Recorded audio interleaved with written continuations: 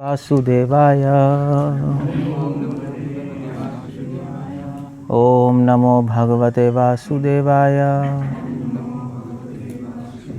ओम नमो भगवते वासुदेवाय। Okay, 10th canto. कौन सा चैप्टर है? मैं क्या बोला था? 33 चैप्टर 39th वर्स। अब ये जो श्लोक है ये रास पंचाध्याय के आखिरी चैप्टर का आखिरी श्लोक है। सो 29 चैप्टर से 33 श्लोक तक, 33 चैप्टर तक ये इसको रास पंचाध्याय बोलते हैं। और 39 श्लोक है, 33rd वर्स का आखिरी चैप्टर का आखिरी श्लोक। और प्रभुपाद ने कृष्णा बुक में भी इस पर कमेंट किया और प्रभुपाद के डिसाइपल्स ही लिख रहे हैं। ओके, श्लोक क्या है? मेरे पीछे रिपीट कर सकते हो। विक्रीडितम व्रजवधुभिर इदम च विष्णु श्रद्धान्वितो अनुशुनयाद अथ वर्णयेद अद्य वर्णयेद्य भक्तिं परां भगवती प्रतिलभ्य कामम् हृदरोगम आशु अपहिनोति अचिरेण धीरा। ठीक है, मुश्किल है नहीं है, I'll just tell you, याद हो जाएगा अभी। सो ये जो श्लोक है ये हम लोग भी यूज़ करते हैं, गौड़िया वैष्णव, मगर ये श्लोक सहजिया कम्युनिटी बहुत ज़्यादा यूज़ करती है, कोट करती है, ये प्रूव करने के लिए कि हमें रास लीला पढ़नी चाहिए। और रास लीला पढ़ने से हृदय का रोग, काम वासना नष्ट हो जाती है। और इसलिए आप देखो कि वृंदावन में गोपी गीत गाते हैं सब लोग और रास पंचाध्याय पढ़ते रहते हैं। रास पंचाध्याय पे कथाएं भी होती हैं, बहुत भागवत कथाएं वही चलती है वृंदावन में, डांस होते हैं। और हम पूछते हैं क्यों पढ़ रहे हो ये सब तो हायर टॉपिक्स हैं, तो वे श्लोक कोट कर देते हैं। और इस श्लोक में सुखदेव गोस्वामी कह रहे हैं, श्रील प्रभुपाद लिख रहे हैं, anyone who faithfully hears and describes Lord's faithful affairs with young gopis of Vrindavan will attain Lord's pure devotional service. Thus he'll quickly become sober and conquer lust, the disease of heart. Srila Prabhupada लिख रहे हैं कि कोई भी ये रास लीला सुनेगा, रास पंचाध्याय सुनेगा, गोपियों के साथ जो भगवान कर रहे हैं रास लीला, तो बहुत जल्दी भगवान की शुद्ध भक्ति प्राप्त कर लेगा और बहुत ही जल्दी वो धीर बन जाएगा और उसकी काम वासना नष्ट हो जाएगी। सो ये क्लियर है, ऐसे तो कोई कॉम्प्लेक्स नहीं है, तो ठीक है, फिर तो हमें भी पढ़नी चाहिए। बट हमने देखा है कि हमारे जितने भी आचार्य हैं वो बहुत कॉशियस हैं, वो हमें पढ़ने नहीं देते सब। सो वो सही है गलत है ये क्वेश्चन है, उस पर मैं डिस्कस कर रहा हूँ कि वो कैसे गलत है, कैसे उन्होंने श्लोक का मतलब गलत निकाला है और लोगों को कंफ्यूज कर रहे हैं। ये टॉपिक ही है आजकल आज का, और एग्जैक्टली श्लोक का मतलब क्या है। ओके, सो विक्रीडितम व्रजवधुभिर इदम च विष्णु। सबसे पहले सुखदेव गोस्वामी रास पंचाध्याय खत्म करने के बाद अपना कंक्लूजन दे रहे हैं। विक्रीडितम, विक्रीडितम मतलब होता है, हाँ, विक्रीडितम मतलब होता है क्रीड़ा, मतलब खेलना। विक्रीडितम मतलब हाँ, विशेष रूप से क्रीड़ा है, ऑर्डिनरी क्रीड़ा नहीं है, ये ऑर्डिनरी प्ले नहीं है, विशेष रूप से यहाँ पे लीला, यहाँ पे खेल चल रहा है, जो डांस है। विशेष क्या है इसमें? विशेष है कि इसमें ऑर्डिनरी बॉय और गर्ल नहीं नाच रहे हैं, इसमें भगवान और भगवान के भक्तों के बीच में डांस है। आप ये कह सकते हैं गोपियाँ और कृष्णा, मगर हम नहीं कहते। विक्रीडितम इसलिए कह रहे हैं बताने के लिए कि ये डांस भगवान और उनके डिवोटीज के, प्योर डिवोटीज के बीच में हो रहा है, कोई लड़के और लड़की के बीच में नहीं हो रहा है, इसलिए विक्रीडितम कह रहे हैं। दैट्स वेरी इंपॉर्टेंट वर्ड, विशेष क्रीड़ा है। एक तो ये बात है, एक तो विक्रीडितम में एक पॉइंट ये है विशेष से। दूसरा पॉइंट है विशेष क्रीड़ा इसलिए कह रहे हैं कि यहाँ पर जो भी आप खेल रासलीला देख रहे हो फीमेल और मेल के बीच में, गोपियों कृष्ण के बीच में, उसमें काम वासना नहीं है, उसमें प्रेम है। इसलिए भी विशेष कह रहे हैं। तो वी से विशेष भी होता है और विशेष का मतलब एक सीक्रेट है, रहस्य है इसके अंदर। मतलब एक खेल एक स्पेशल तरीके से एग्जीक्यूट हो रहा है। जैसे वो श्लोक नहीं आता, मैं बता रहा था, राग द्वेष विमुक्तस्तु, राग द्वेष से विशेष तरीके से मुक्त होकर। तो विशेष तरीके से मुक्त कैसे हैं कि आप राग द्वेष को भगवान की सेवा में लगा रहे हो, अपनी सेवा में नहीं, इसलिए मुक्त हो आप खत्म नहीं कर रहे हो उसको। तो भगवान से राग है और भगवान के जो एंटी है उनसे द्वेष है। So that's the idea there. So इसमें इसलिए यहाँ पे विक्रीडितम का दूसरा मतलब है, यहाँ पे काम वासना नहीं है, यहाँ पे केवल प्रेम है। या दूसरी शब्दों में कर लो कि यहाँ पर स्वार्थ नहीं है, यहाँ पे निस्वार्थता है। वो फिर भी कहना बहुत अच्छा है, क्योंकि काम और प्रेम लोगों को समझ नहीं आता। तो कई कमेंटेटर्स लिख रहे हैं स्वार्थ की बात कर रहे हैं। ऐसे ही वो है राग द्वेष विमुक्तस्तु, राग द्वेष से स्पेशल तरीके से मुक्त होके। कैसे? राग द्वेष में जो स्वार्थ है वो नहीं है, अपने लिए नहीं है, भगवान के लिए राग द्वेष है। No that's very important there. तो विक्रीडितम का मतलब ये भी हो गया कि निस्वार्थ रूप से यहाँ पे प्ले चल रहा है। वी का मतलब ये भी है, जो विशेषण लगा हुआ है, वी से विशेष क्रीड़ा है। सो इसी से आप समझ सकते हो सुखदेव गोस्वामी ने स्टार्टिंग ही एक इस तरह से किया कि सहजियम आउट है।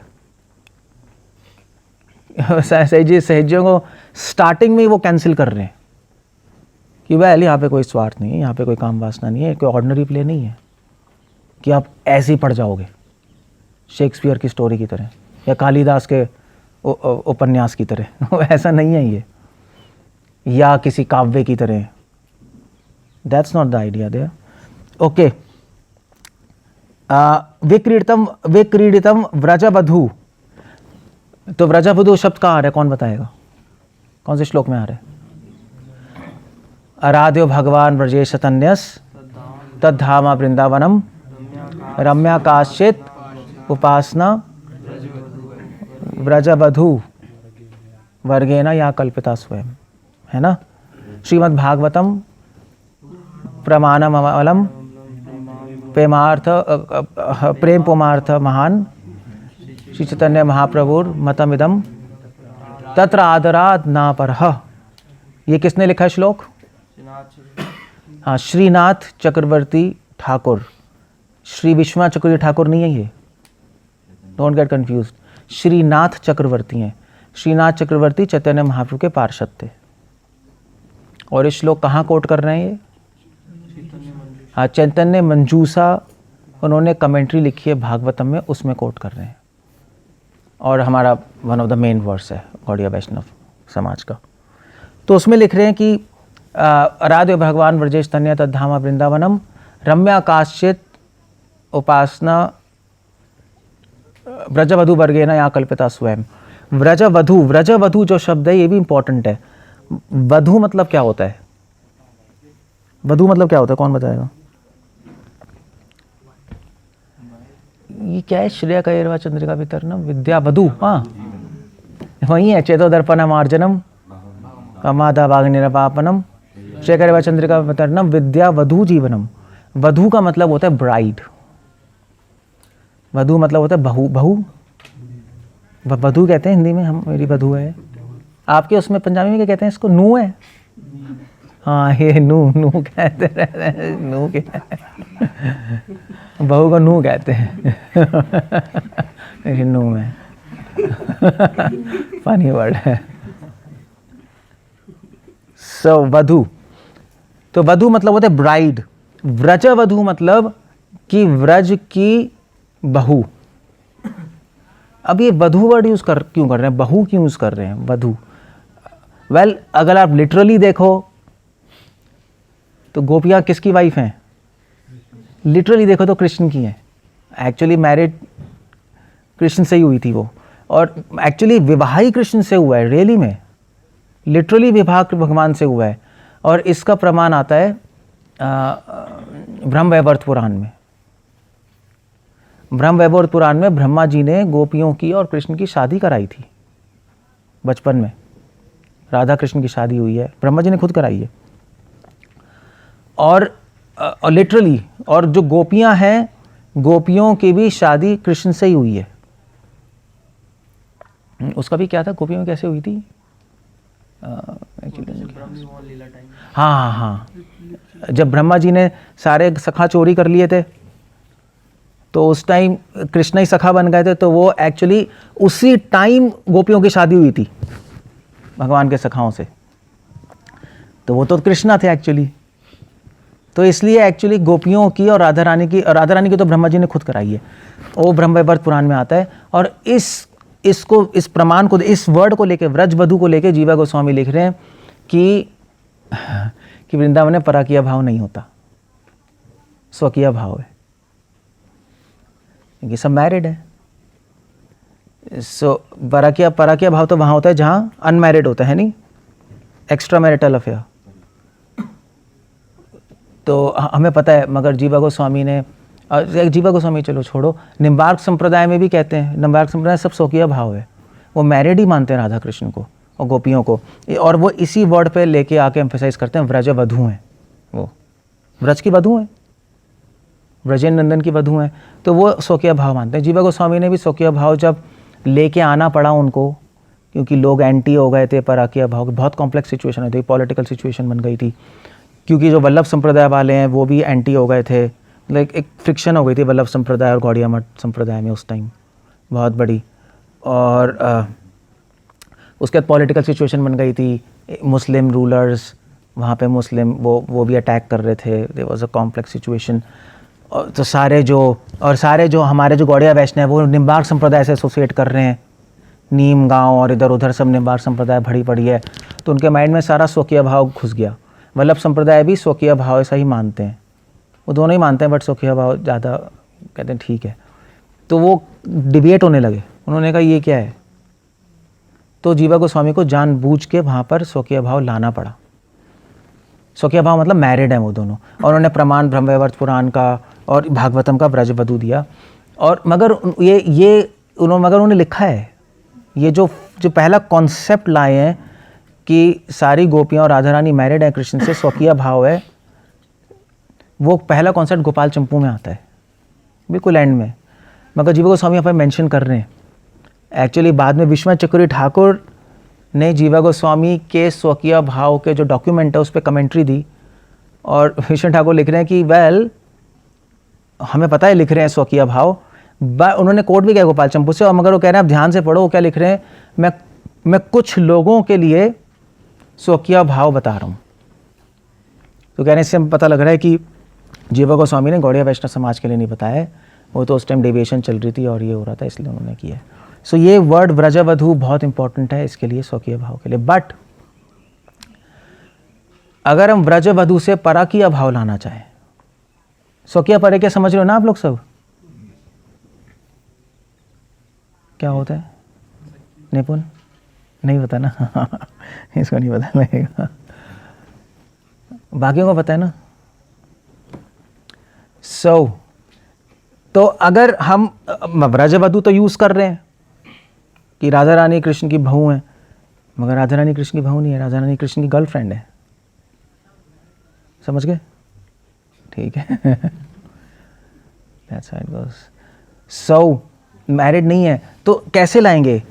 तो आचार्य इस पे कमेंट कर रहे हैं, वेल वधू तो है, मगर भगवान की ब्राइड, भगवान का वधू बनना इसका मतलब नहीं है कि वहाँ पे स्वकीय भाव है। हर आत्मा की परमात्मा से शादी होती है। एक वो वधू को एक फिलोसॉफिकल एंगल से ले रहे हैं, लिटरल एंगल में नहीं ले रहे। लिटरल एंगल कैसे कहेंगे? मतलब वधू वर्ड की इंटरप्रिटेशन वो एक व्यवहारिक स्तर पे नहीं कर रहे, परमार्थिक स्तर पे कर रहे हैं, ये समझ लो। एक व्यवहारिक स्तर है, परमार्थिक स्तर। व्यवहारिक स्तर में वधू का मतलब क्या है? बहू। परमार्थिक स्तर में है कि soul is married to super soul, God. ये कॉन्सेप्ट जो ब्राइड और ब्राइड ग्रूम का है, गॉड एंड सोल, ये कॉन्सेप्ट क्रिश्चियनिटी में बहुत स्ट्रांगली है। भक्तिविनोद ठाकुर ने अपने बहुत आर्टिकल्स में लिखा है, जैन धर्म में लिखा है, our ultimate aim is to marry our soul to Krishna. So हम लोग इनिशिएशन बोलते हैं, मगर क्रिश्चियनिटी में इसको मैरिज बोलते हैं, the marriage with Almighty Father. Today are going to get married, specially nuns, उनको तो बोलते हैं मैरिज बोलते हैं। वल्लभाचार्य भी मैरिज का ही कॉन्सेप्ट ला रहे हैं। खैर वल्लभाचार्य के उस संप्रदाय में तो इनिशिएशन को क्या बोलते हैं, ब्रह्म संबंध। ये आपको पता होना चाहिए, अलग अलग संप्रदाय में दीक्षा को अलग अलग शब्द से बुलाया जाता है। वल्लभ संप्रदाय में बोलते हैं ब्रह्म संबंध, क्रिश्चियनिटी में बोलते हैं मैरिज, और कैसे हमारी संप्रदाय में तो दीक्षा बोलते हैं। निम्बार्क संप्रदाय में क्या कहते हैं मुझे समझ नहीं है, मुझे नहीं पता निम्बार्क संप्रदाय, भूल गया हूँ मैं। बैप्टिज्म बोलते हैं क्रिश्चियनिटी में, वो क्या है? हाँ बैप्टिज्म टेक्निकली एक्चुअली हाँ, क्रिश्चियनिटी में बैप्टिज्म भी बोलते हैं। बैप्टिज्म एक जो ऑर्थोडॉक्स क्रिश्चियंस बोलते हैं, जो मिस्टिक क्रिश्चियंस हैं, वो मैरिज बोलते हैं। मतलब समझ लो कि तत्व दृष्टि से बैप्टिज्म है, रस विचार से मैरिज है। सो जनरली जो ऑफिशियली मैरिज बैप्टिज्म चलता है, पर इंटरनली अगर वो बात करेंगे डिवोटीज़ बैठ के, एडवांस डिवोटीज़, तो वो मैरिज वर्ड यूज़ करेंगे। ये बहुत ही ऑफिशियल वर्ड है। इनिशिएशन को ही तो बैप्टिज्म बोलते हैं वहाँ, वही कह रहे हैं, मगर ऑफिशियल है वो। मगर जब अपने साथ बैठ के बात करेंगे तो बैप्टिज्म यूज़ नहीं करेंगे, तो मैरिज करेंगे। We are married, my soul is married to God. जितने भी लोग हैं, स्पेशली मिस्टिक्स जो हैं, सेंट टेरेसा, गर्टूड और जो भी कहते हैं। वधू का मतलब भी दुल्हन हुआ है, इसको वधू अगर हम बहू बोलेंगे तो वो सास के तरीके से आ गया ना, वो फिर इसका हाँ दुल्हन ही तो कहते हैं। ये आप बहू का है। अच्छा बहू दुल्हन हुआ वो, bride, the bride and the bridegroom. इस्लाम में पता नहीं क्या बोलते हैं दीक्षा को, मैं भूल गया। वो किसी को पता है? मेरे दिमाग से बिल्कुल निकल गया, आई डोंट नो। नेट पे देखना इस्लाम में क्या बोलते हैं दीक्षा को, बिल्कुल दिमाग से निकल गया मेरे।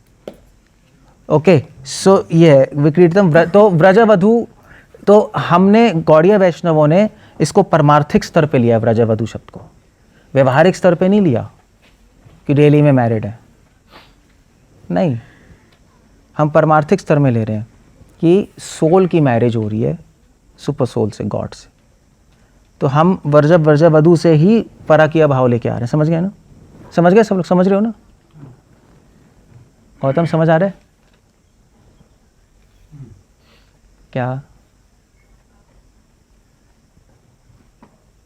बताओ। वधू मतलब भगवान जो लीला कर रहा है, हाँ दूसरा कास्ट का लोग बोला तो मतलब विवाह नहीं है, हाँ। लड़की के साथ लीला कर रहा है। ठीक है, लेकिन हम लोग का शास्त्र बोलता है कि नहीं, उसका साथ विवाह हो, उसका साथ लीला कर रहा है। ये हम लोग बोल रहे हैं कि विवाह डायरेक्टली नहीं हुआ, डायरेक्टली हम कह रहे हैं कि आत्मा का विवाह हुआ है आत्मा परमात्मा का से। विवाह। बस ठीक है, तो उसको बोलते हैं परमार्थिक दृष्टि, और नॉर्मल विवाह को व्यवहारिक दृष्टि। क्लियर हो गया? सो व्रजवधू आप देख रहे हो, मतलब सुखदेव गोस्वामी ने बहुत इंपॉर्टेंट वर्ड्स यूज़ किए हैं, और स्पेशली व्रजवधू इसलिए भी किया है कि कृष्ण और गोपियों में माधुर्य भाव का संबंध है। मैरिज की बात नहीं हो रही यहाँ, यह माधुर्य भाव की संबंध की बात हो रही है। The womanization of soul, Bhaktivinoda Thakur लिख रहे हैं, एक्चुअली लिख रहे हैं जयंदर में, कि हमारा अल्टीमेट एम है कि हम लोग सब लड़की बनना चाहते हैं। अब वो एक अजीब पॉइंट है, बट आत्मा का संबंध माधुर्य भाव में हो सकता है भगवान के साथ, उस सेंस में बोल रहे हैं। एक फिलोसफिकल सेंस है, एक परमार्थिक दृष्टि है, और एक रसिक दृष्टि है। रसिक दृष्टि में वधू का मतलब माधुर्य भाव, व्रजवधू। सारी जो स्त्रियां हैं उनका कृष्ण से माधुर्य भाव में संबंध है, ये बात कर रहे हैं व्रजवधू। है ब्यात नहीं। The Prophet Muhammad would initiate his followers into Islam in an initiation ceremony called the Bayat, literally selling one's soul. फिर ब्यात ही कहते होंगे, मैं सुन्नत भी कहते हैं, सुन्नी लोग सुन्नत कहते हैं। हम ब्यात या सुन्नत कहते हैं इस्लाम में इनिशिएशन को, ब्यात या सुन्नत, ये लिख लो, आप लोग पता होना चाहिए नाम। क्या है वो, ला इलाहा अल्लाह मोहम्मद रसूलुल्लाह, आप मुस्लिम बन गए आए बोल दो मुस्लिम बन जाओगे। एक भगवान है अल्लाह, अल्लाह के सिवाय कोई और नहीं है, और उनके रसूल है मोहम्मद। तो ये रिपीट करना होता है और आप मुस्लिम बन जाओ। ऑफ कोर्स आपको आजकल तो आपको ये रिपीट भी करना पड़ेगा, गाय का मांस खाना पड़ेगा, तब जाके वो एक्सेप्ट करेंगे आप मुस्लिम बन गए, वो एक अलग है। बट एनीवे, सो विक्रीडितम व्रजवधूभिर इदम च विष्णु। सुखदेव गोस्वामी क्लियर कर रहे हैं, इदम मतलब यह है जो कृष्ण है, यह तो जो तो एक्चुअली संस्कृत में 3 वर्ड होते हैं, इदम, अदह और अयम, ये दोनों साथ ही साथ चलते हैं। तो इदम मतलब होता है, ये सामने से इदम, ये बैठा है, हाँ।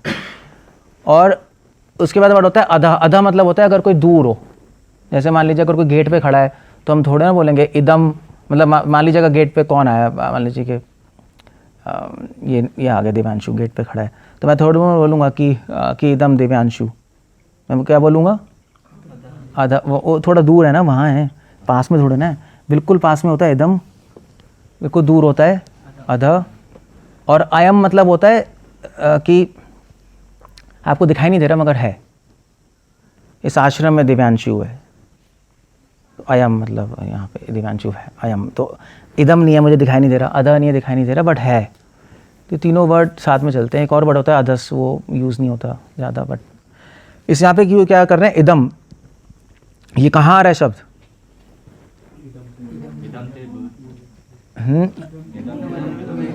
ये क्या है, इदम, अच्छा और इम्पोर्टेंट, ओम पूर्णमिदम पूर्णमदः आ रहा है, दोनों वर्ड इदम और अदः, यही बता रहा था, ओम पूर्णमिदम पूर्णमदः। और इस लाइन के 1000 मतलब है, क्योंकि आप कुछ भी मतलब निकाल सकते हो इसमें। ओम पूर्णमिदम, ये पूर्ण है और वो पूर्ण है, अब ये क्या है वो क्या, आप कुछ भी लगा सकते हो। अब ये ओम पूर्णमिदम, तो यहाँ पे पूर्णमिदम किसके लिए कह रहे हैं, यहाँ पे इदम क्या है, वैसे इदम क्या है यहाँ पर, हाँ इदम है जो पास है ना हमारे, ये बताया ना मैंने, जो दिखाई दे रहा है, मगर पास है, पास क्या है जो दिखाई दे रहा है, संसार, तो ये पूर्ण है। पूर्णम अधा, अधा क्या है, जो दूर है और आपको दिखाई दे रहा है। बेसिकली इस हमें तो दिखाई नहीं दे रहा ना, इसलिए यहाँ पे होना चाहिए था ओम पूर्णम इदम पूर्णम अयम, मगर एक्चुअली पूर्णम क्या है, अतः। इसका मतलब जो बोलने वाला है उसको दिखाई दे रहा है, मतलब वो सिद्ध व्यक्ति है। और इस श्लोक किसने बोला है, किसने बोला है श्लोक है, दिव्यांशु है, मैंने तो लिखा है, ये श्लोक बोला है प्रजापति रुचि ने, इसे उपनिषद प्रजापति रुचि ने बोली है। प्रजापति रुचि के पुत्र थे यज्ञ अवतार, तो प्रजापति रुचि और उनकी वाइफ तपस्या कर रहे थे एक टांग पे खड़े होके, तो कुछ असुर लोग उनको मारने आ गए, तो जो उनके बेटे हुए थे यज्ञ अवतार, उन्होंने उनकी प्रोटेक्शन की थी, तो फिर उन्होंने यज्ञ अवतार के लिए स्तुति की है। ये ईसोपनिषद है, प्रजापति रुचि की स्तुति है यज्ञ अवतार के लिए, इस Upanishad. I think this is part of Atharvaveda के, इसमें मुझे पता नहीं किसका है, ऋग्वेद का है, नहीं ऋग्वेद का कैसे होगा, अथर्ववेद ही है ना। So Prajapati Ruchi, he was a liberated soul, ओम पूर्णमिदम पूर्णम अधा, ठीक है ना। ये मटेरियल वर्ड पूर्ण है, स्पिरिचुअल वर्ड पूर्ण है। हमारे कॉन्टेक्स्ट में क्या होगा, अगर हम बोलना चाहें, साधक बोलना चाहे ओम पूर्णमिदम पूर्णमदः, तो अधा में आप स्पिरिचुअल वर्ड नहीं लगा सकते ना, हमें तो दिखाई नहीं दे रहा, तो इसलिए इसका एक और मीनिंग निकल जाएगा। तो क्या निकलेगा, इदम तो मटेरियल वर्ड हो गया, अधा क्या होगा हमारे लिए, वो तो दिखाई नहीं दे रहा हमें, हमारे लिए नहीं है ना वो। अगर हम बोलना चाहेंगे, क्वेश्चन समझे मैं क्या कह रहा हूं, क्वेश्चन समझ रहे हो सब लोग,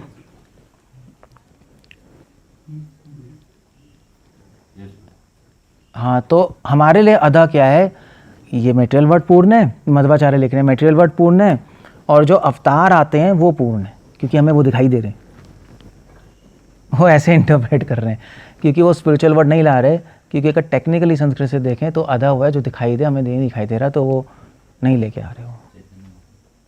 वो कह रहे हैं कि मटेरियल वर्ड पूर्ण है, और जो अवतार आ रहे हैं, जो हमने विटनेस किए हैं, जो हमने देखे हैं, जो हमने पढ़े हैं, वो पूर्ण है।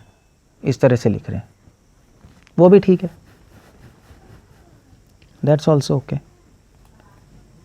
मगर मध्वाचार्य एक्चुअली इदम में मटेरियल वर्ड नहीं ला रहे, मध्वाचार्य इदम में ला रहे हैं विष्णु पूर्ण है और उनके अवतार पूर्ण है, वो ऐसे लेके आ रहे हैं। विष्णु पूर्ण है और उनके सारे अवतार पूर्ण है, मध्वा ऐसे लेके आ रहे हैं। ओम पूर्णमिदम पूर्णमदा, ये एक और तरीका है इसको देखने का। इसमें करोड़ों चीज़ें आप फिट कर सकते हो, कुछ भी कर सकते हो। पूर्णमिदम पूर्णमदा में कुछ भी कर सकते हो। है गौड़ीय वैष्णव एक और मतलब देते हैं। ओम पूर्णमिदम, ये कृष्णा पूर्ण है, ओम पूर्णमदा वो राधा पूर्ण है, तो राधा कृष्णा पूर्ण है, अब उसमें वो ऐड कर लो। आप फिजिक्स भी ला सकते हो इसमें, बाय द वे बहुत कुछ है इसमें, क्वांटम फिजिक्स भी ला सकते हो। ओम पूर्णमिदम पूर्णमदा, वेव नेचर भी कंप्लीट है, पार्टिकल नेचर भी कंप्लीट है। हाइजेनबर्ग अनसर्टेनिटी प्रिंसिपल दोनों में कंप्लीट है।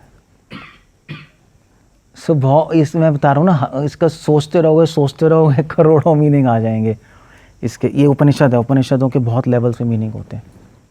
क्लियर हो गया?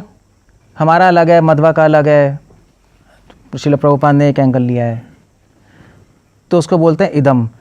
इदम इसका मतलब यहाँ पे जो आ रहा है वजु वधु फिर इदम। इदम क्या है? रासलीला में इदम क्या है? कृष्णा सेंटर में है, ये कृष्णा जो खड़े हैं और जो गोपियाँ डांस कर रही हैं नहीं। तो सुखदेव गोस्वामी ने यहाँ पे कृष्ण का नाम नहीं लिया, बाय द वे है ही नहीं। ओम व्रज विक्रीडितम व्रजवधु फिर इदम, और व्रजवधु के साथ इदम को जोड़ दिया है। तो मैंने बताया जोड़ना भी एक उसमें भी फंक्शन होता है ना, जोड़ने में अलग रख देते, जोड़ा हुआ है देखो, व्रजवधु फिर इदम दिखाई दे रहा है, एक ही वर्ड है। तो इससे में पता लगता है कि ये जो इदम है उसका कनेक्शन व्रजवधु के साथ है, और व्रजवधु के साथ किसका कनेक्शन है?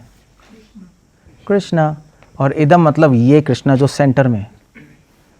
तो ये कौन है? इदम च विष्णु। वो कह रहे हैं वेल वो कृष्णा कौन है? कृष्णा विष्णु तत्व है। यहाँ पे विष्णु को विष्णु की सेंस में नहीं लिया है, मगर मध्वा संप्रदाय और रामानुज संप्रदाय इसको लिटरल सेंस में ले लेते हैं विष्णु।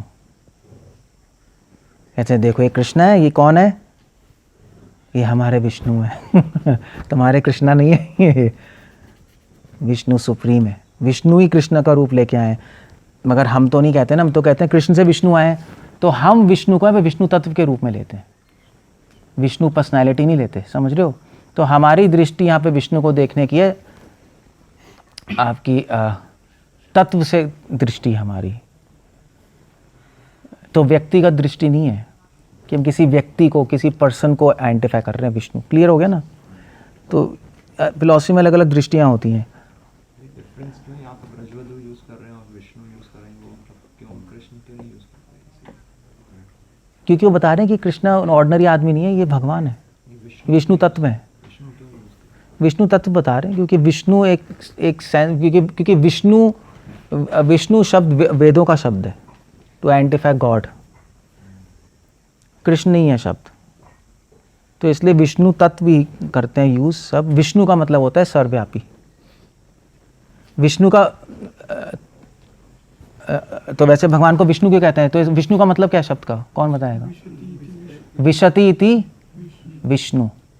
विष्णु वो हैं जो सब में प्रवेश कर जाते हैं, और सब में प्रवेश करना मतलब सर्वव्यापी। तो वो कह रहे हैं this is he is not ordinary person, he is God.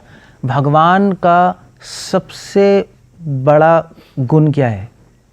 भगवान को भगवान बनाने के लिए सबसे बड़ा गुण क्या है? सर्वव्यापी। कोई भी देवी देवता नहीं जो सर्वव्यापी है, सिर्फ विष्णु है। इसलिए वेदों में भगवान को विष्णु वर्ड से बताया है। कोई भी नहीं है सर्वव्यापी, ना शिव, ना ब्रह्मा, ना गणेश। जितना भी रामानुज संप्रदाय की जो भी फिलॉसफी बेस्ड है वो इसी पे बेस्ड है, विष्णु वर्ड पे बेस्ड है कि भगवान अंतर्यामी है, सर्वव्यापी। सर्वव्यापी है, सर्वज्ञ है, और कोई नहीं है। सो इसलिए कह रहे हैं Vishnu this is Krishna, this is not ordinary Demi God, ये भगवान है, ये सर्वव्यापी हैं।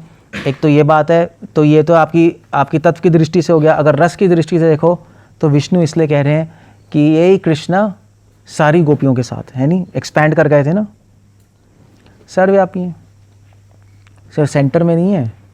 ही इज़ डांसिंग विद 16,000 पता नहीं कितनी गोपियाँ, तो करोड़ों गोपियाँ थी, 16,000 नहीं, करोड़ों गोपियाँ हैं और करोड़ों कृष्ण है, ही इज़ एवरीवेयर, इसलिए विष्णु शब्द यूज़ कर रहे हैं। तो एक्चुअली सुखदेव गोस्वामी क्या कर रहे हैं यहाँ पर, सुखदेव गोस्वामी माधुर्य भाव में ऐश्वर्य भाव ला रहे हैं। अब ये बिल्कुल उल्टा कर दिया उन्होंने, अगर ध्यान से देखो। रासलीला क्या है, पूरा माधुर्य भाव चल रहा है, अचानक सुखदेव गोस्वामी ऐश्वर्य भाव लिया है। तो जनरली गौड़िया वैष्णव उल्टा करते हैं, गौड़िया वैष्णव ऐश्वर्य भाव में क्या लेके आते हैं, माधुर्य भाव। हमारा टारगेट माधुर्य भाव है, मगर सुखदेव गोस्वामी ने बिल्कुल उल्टी काम किया है। उन्होंने माधुर्य भाव में क्या लेके आए हैं, ऐश्वर्य भाव। इसीलिए जो सहजे लोग हैं ना, वो सुखदेव गोस्वामी को इतना ज़्यादा मानते नहीं, ज़्यादा चर्चा नहीं करते। वो करते हैं मतलब हमारे रूप सनातन जो भी है, मतलब वो माधुर्य भाव ऐश्वर्य भाव नहीं देखना चाहते हो, बट सुखदेव गोस्वामी कर रहे हैं। इसका मतलब क्या, कौन बताएगा वो क्यों कर रहे हैं। जनरली भाव चल रहा है माधुर्य, कृष्णा डांस कर रहे हैं गोपियों के साथ, कितना अच्छा चल रहा है, सीधा ऐश्वर्य भाव लिया है। क्यों लिया है, भगवान है, लिमिटेशन में रहेगा।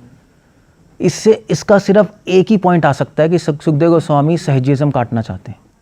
इसका मतलब है कि जो ऑडियंस है वहाँ पे भी सहजे लोग बैठे होंगे, और बैठे भी थे वहाँ पे। सुखदेव गोस्वामी जब बोल रहे हैं वहाँ पे ज्ञानी भी हैं, योगी भी हैं, जिनको कुछ समझ नहीं आ रहा। वो ये शुरुआत में ही उन्होंने पूछ लिया था, उनका क्वेश्चन ही था यार, कृष्णा रासलीला के शुरू में ही परीक्षित महाराज ने पूछ लिया, यार ये अजीब कृष्ण भगवान ये अजीब सा डांस क्यों कर रहे हैं, ये तो और लड़कियों का डांस करना है, ये नॉनसेंस है ये तो।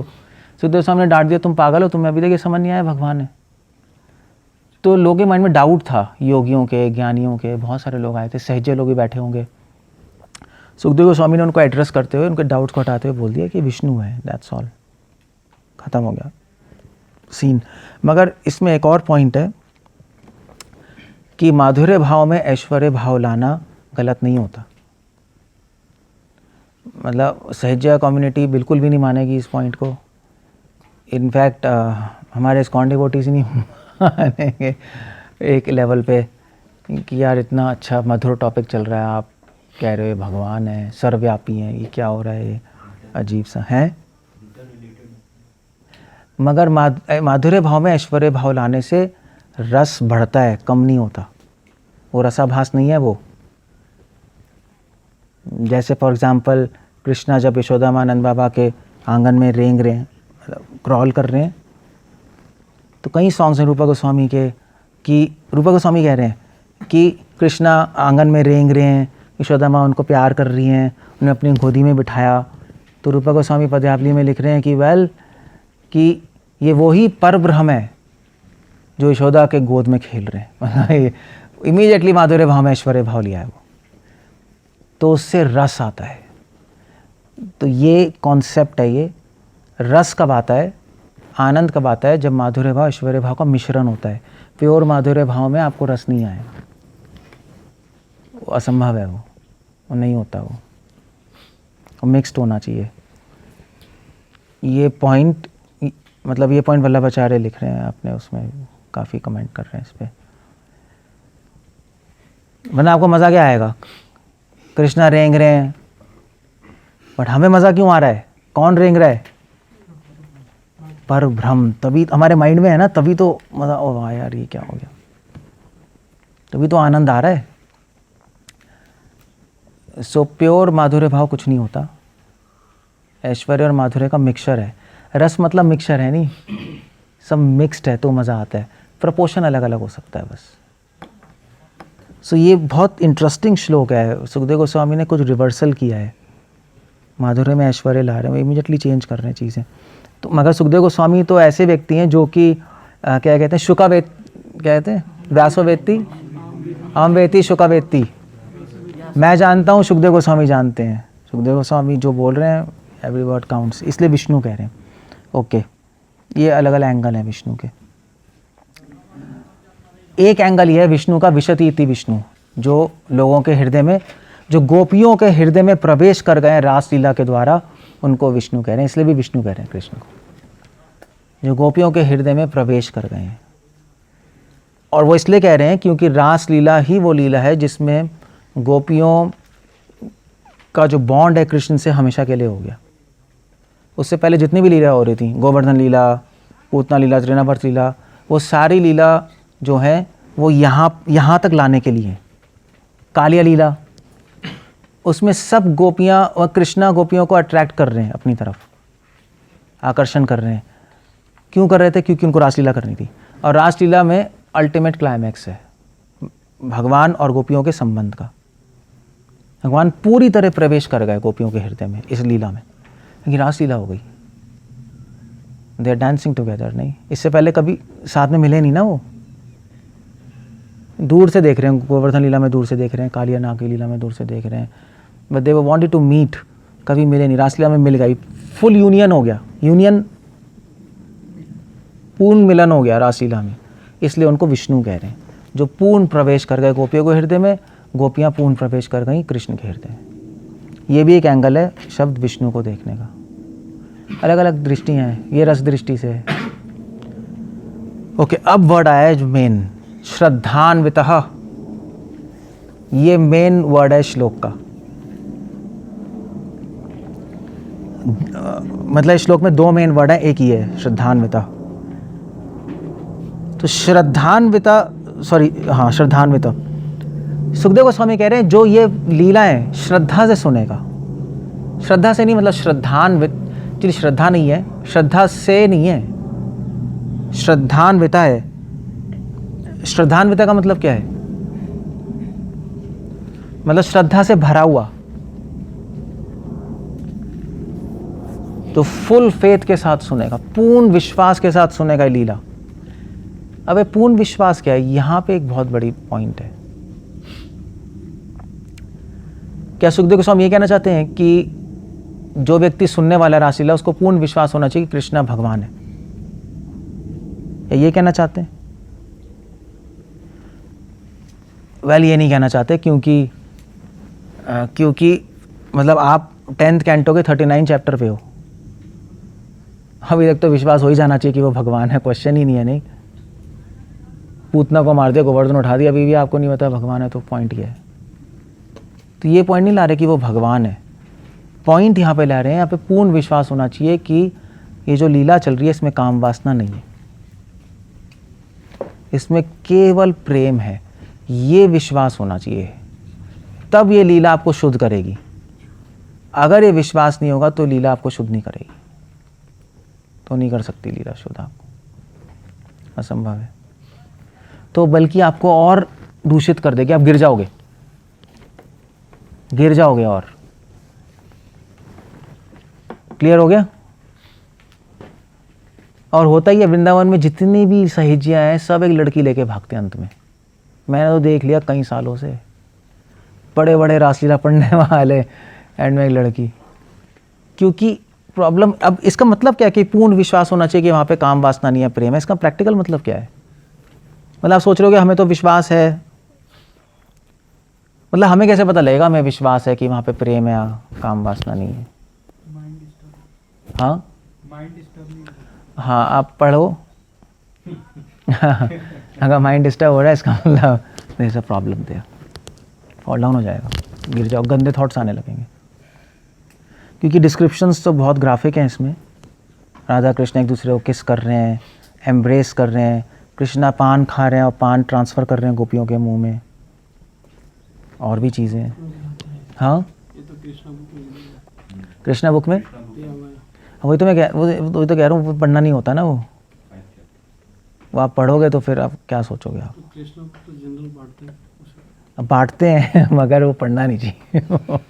मगर प्रभुपाद ने उसको फिर फिलॉसफी लिख दिया, एक्सप्लेन कर दिया, तो एक वो चीज़ें हो जाती हैं।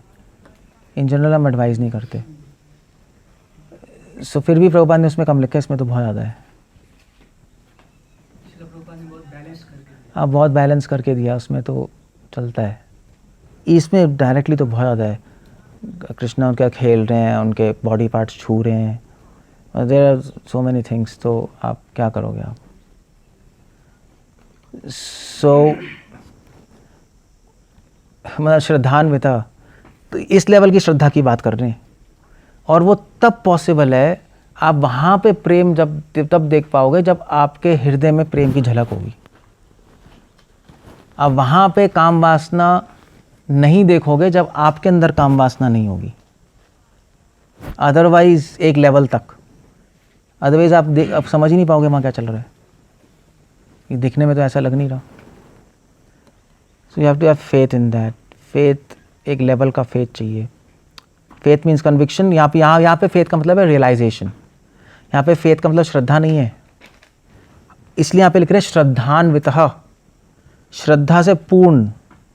श्रद्धान्वितः संस्कृत में मतलब है श्रद्धान्वितः, श्रद्धा से पूर्ण। श्रद्धा से पूर्ण मतलब अनुभव। श्रद्धा जब कोमल होती है उसको श्रद्धा कहते हैं, श्रद्धा जब पूर्ण हो जाती है उसको अनुभव कहा जाता है। सो एक अनुभव होना चाहिए कि वहाँ पे काम वासना नहीं चल रही, एक लेवल का, तब आप पढ़ सकते हो लीला। तो ठीक है, तो अब और प्योर हो जाओगे, जो भी है वॉट आ जाएगा भी। और फिर अनुश्रुणयाद। अनुश्रुणयाद का मतलब है, श्रृणु मतलब सुनना, अनुश्रुणयाद मतलब किसी का अनुसरण करते हुए सुनना। अगर हमें रासलीला पढ़नी भी सुननी भी है तो प्रीवियस कमेंटेटर्स के अकॉर्डिंग पढ़ें हम। एक मतलब ये है, ऐसे नहीं अपने मन से पढ़ते रहे, क्योंकि आप इंटरप्रेट नहीं कर पाओगे सही चीज़ें। अनुश्रुणयाद।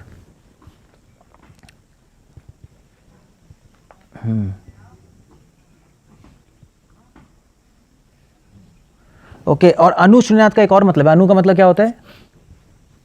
छोटा। एक ह्यूमिलिटी के साथ सुनना चाहिए, अदरवाइज कुछ समझ नहीं पाओगे यहाँ पे क्या चल रहा है। तो यहाँ तो एक दीनता के साथ सुनना चाहिए। दीनता क्या सुनने का मतलब क्या है? दीनता क्या सुनने का मतलब क्या है? क्या मतलब गड्ढे में बैठ के पढ़े? मतलब क्या मतलब है? मतलब आपको क्या हम सुन रहे हैं दीनता से? प्रैक्टिकल मतलब क्या है दीनता से सुनने का मतलब? जितना समझाया जाता है।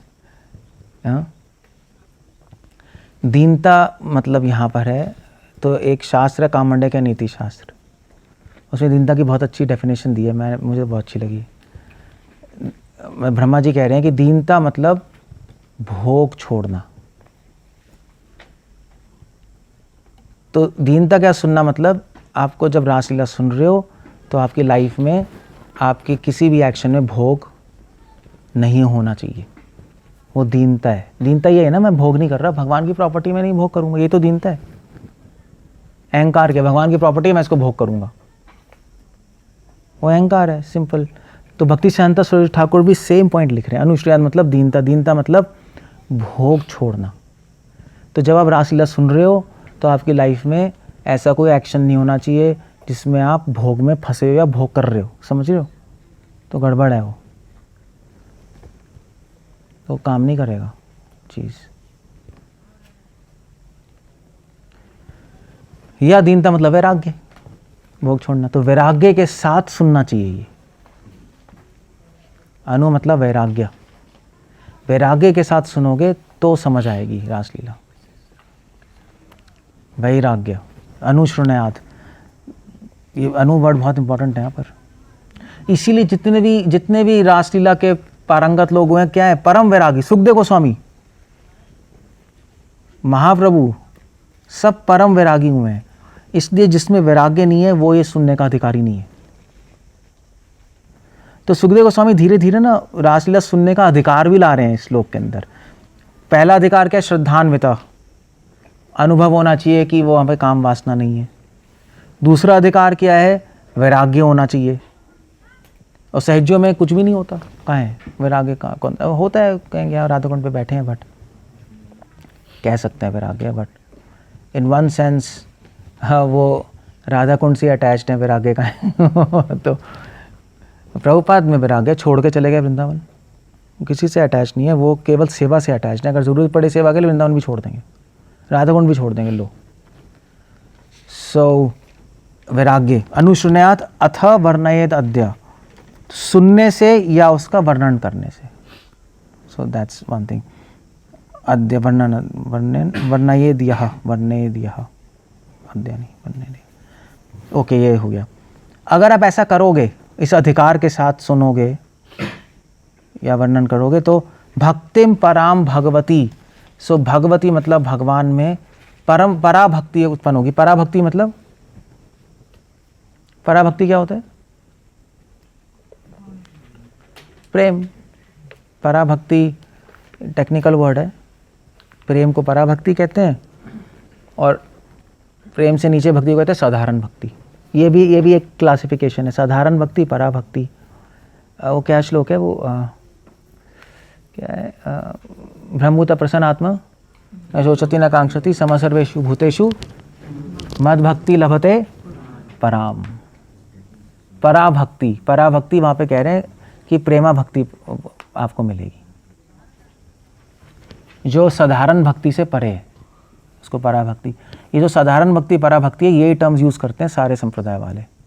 हम लोग थोड़ा अलग करते हैं, वैधि, साधना, प्रेमा, बट टेक्निकली और संप्रदाय वाले पराभक्ति, साधारण भक्ति ऐसी चलते हैं वो लोग। तो हमें तो पता लग जाएगा, हाँ भाई ये प्रेम की बात कर रहे हैं। ओके, भक्तिम पराम भगवती, पराभक्ति उत्पन्न होगी, प्रेम भक्ति मिलेगी। तो अब प्रेमा भक्ति मिलेगी, कहने का मतलब है कि इसका मतलब है आप साधना भक्ति, वैधि भक्ति फॉलो कर रहे हो। यू सी द पॉइंट, आप प्रीवियस साधारण भक्ति फॉलो कर रहे हो, तभी तो पराभक्ति मिलेगी। सो वो इंक्लूडेड है, मतलब rules regulations you are following. भक्तिम पराम भगवती प्रतिलभ्य कामम मिलेगी, प्रतिलभ्य मतलब मिलेगी। और फिर कह रहे हैं कामम हृदय रोगम, एक तो ये हो गया। दूसरा इफेक्ट क्या है, कामम हृदय रोगम, हृदय में, हृदय का जो रोग है, रोग क्या है हमारे हृदय का, काम वासना। मतलब आप धन से निकल सकते हो, आप कैरियर से निकल सकते हो, नेम फेम से निकल सकते हो, मैं लड़की से नहीं निकल सकते, वो असंभव है वो। मतलब लड़की लड़कों से, लड़का वो नहीं निकल सकते। मतलब हालांकि हम कहते हैं कि नेम फेम से निकलना बहुत मुश्किल है, मगर प्रैक्टिकली देखा जाए तो आदमी पूजा प्रतिष्ठा से भी निकल जाता है, स्त्री से नहीं निकल सकता, असंभव है। और स्त्री पुरुष से, ये पावर जो है ये इनफाइनाइट पावर है, ये यही प्रॉब्लम है। इसी कैसे मटके हुए हैं यहाँ पे, पुंसाम श्रिया मिथुनी भाव में, दैट्स द रूट कॉज यहाँ पर। तो कह रहे हैं आपको इससे मुक्ति मिल जाएगी, इसलिए सहजा कहते हैं वाओ फॉर्मूला मिल गया। So let's discuss. बट वो अधिकार भूल गए, वो सब कुछ भूल गए, और उन्होंने इस लाइन पे फोकस कर लिया, काम आम हृदय रोगम। वैसे तो कह रहे हैं, वो यही कोट करते हैं बहुत जल्दी। आशु मतलब होता है हृदय रोगम, आशु। आशु वर्ड कहाँ आ रहा है और पता है किसी को? हाँ, जनियति आशु वैराग्यम ज्ञानम चतत अहितुकम। तो आशु मतलब बहुत जल्दी, आशु बहुत जल्दी हृदय रोग अपहिनोति। अपहिनोति मतलब जड़ से उखड़ जाएगा। हिनोति मतलब तो आपका हीन जो वर्ड है, उखाड़ना होता है, उसको उखाड़ दिया। और अपहिनोति तो अपा मतलब होता है कि जहाँ फंसा हुआ है वहाँ से उसको निकाल दिया। अपा मतलब डी कॉन्टैक्ट कर देना, सॉइल से, जड़ से उखाड़ डाला। अपहिनोति, जड़ से उखड़ जाएगा काम वासना। व्हाट अ प्रॉमिस, नहीं? हम यही तो चाहते हैं, हमारे काम वासना का हम लिबरेट हो जाएंगे। सो बट वेल, अधिकार चाहिए यहाँ उसको पढ़ने के लिए। तो यहाँ पे पॉइंट है, यहाँ पे क्या बात कर रहे हैं? जड़ से उखाड़ने की बात कर रहे हैं।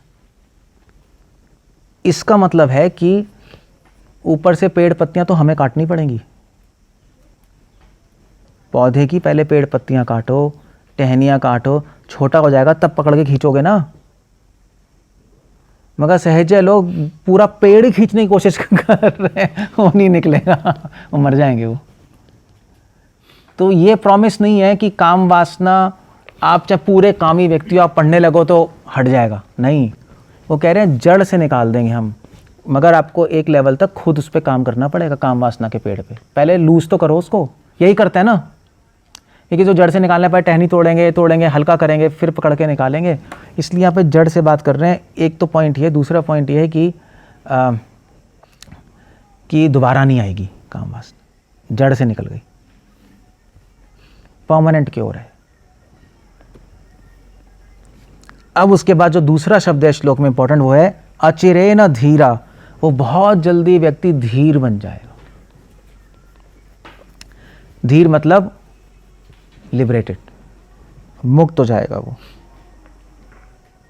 अनडिस्टर्ब्ड, किसी भी कंडीशन में अनडिस्टर्ब्ड।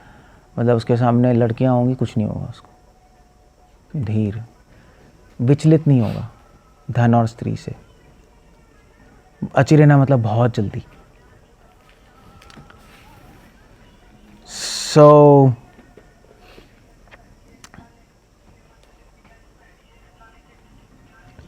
पॉइंट यह है कि प्रॉमिस है, बट इस प्रॉमिस तक पहुंचने के लिए अधिकार चाहिए। एक लेवल तक हमें काम करना पड़ेगा, तब यहाँ पे आएंगे और फास्ट काम हो जाएगा हमारा। उससे पहले हम डायरेक्टली जंप नहीं कर सकते यहाँ पर, वो पॉसिबल नहीं है।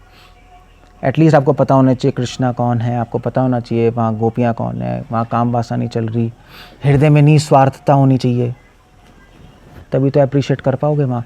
एक लेवल तक काम वासना आपकी कम होनी चाहिए। कामेशा क्रोधेशा रजोगुण समुद्भव विद्येन मया वैरिणाम।